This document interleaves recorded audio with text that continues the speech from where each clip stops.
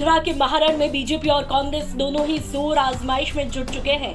यहाँ तक कि टिकट वितरण की प्रक्रिया पर भी फॉर्मूला निकालने की तैयारियां अंदर खाने लगभग तैयार है। पार्टी उन सीटों पर ज्यादा फोकस कर रही है जहां पर लगातार हारी है, तो वहीं दूसरी तरफ बीजेपी की परिवर्तन यात्रा भी जारी है। ऐसे में चर्चाएं हैं कि बिना वसुंधरा राजे की ये यात्रा से कार्यकर्ताओं को कमी खल रही है, जिसके बाद सियासी गलियारों में सवाल उठ रहे हैं कि क्या बिन वसुंधरा के बीजेपी का बाजी मारना संभव है। एक सर्वे रिपोर्ट के मुताबिक कहा तो ये भी जा रहा है कि लोग बिना वसुंधरा के परिवर्तन यात्रा में जाने से कतरा रहे हैं। 2003 और 2013 में जब वसुंधरा राजे ने यात्रा निकाली तो गजब की भीड़ और उत्साह देखने को मिला था और नतीजा तकरीबन सीटें कभी 126 तो कभी 153 पर आई।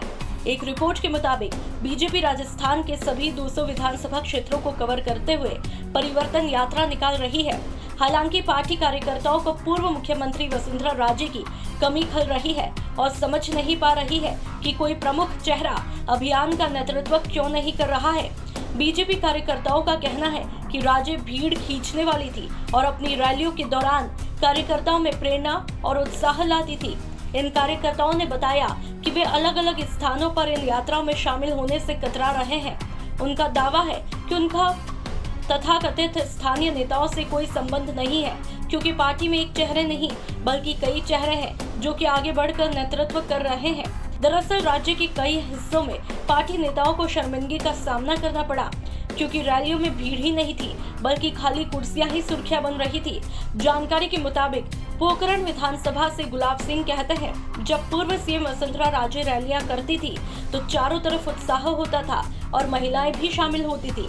आजकल महिलाओं की भागीदारी कम है, साथ ही राज्य के बाद पार्टी में कोई मजबूत चेहरा भी नहीं रहा जिसे पार्टी कार्यकर्ता अपने नेता मान सके।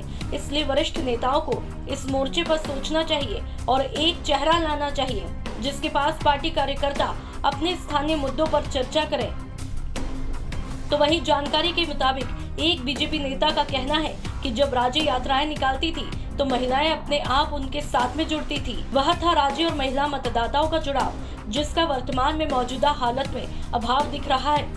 कई जगह तो हालात ये बने हैं कि कार्यकर्ताओं को समझ ही नहीं आ रहा कि कहां पर जाए, किस नेता के साथ जाए। इस बीच एक बीजेपी नेता दावा करते हैं कि यात्रा को व्यापक प्रतिक्रिया मिल रही है।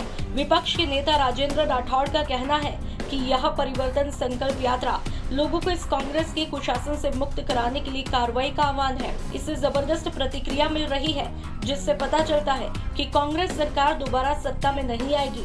इन सब के बीच 2023 के महारण में देखना बड़ा दिलचस्प होगा कि ये परिवर्तन यात्राएं 2003 और 13 का रिकॉर्ड तोड़ पाएगी।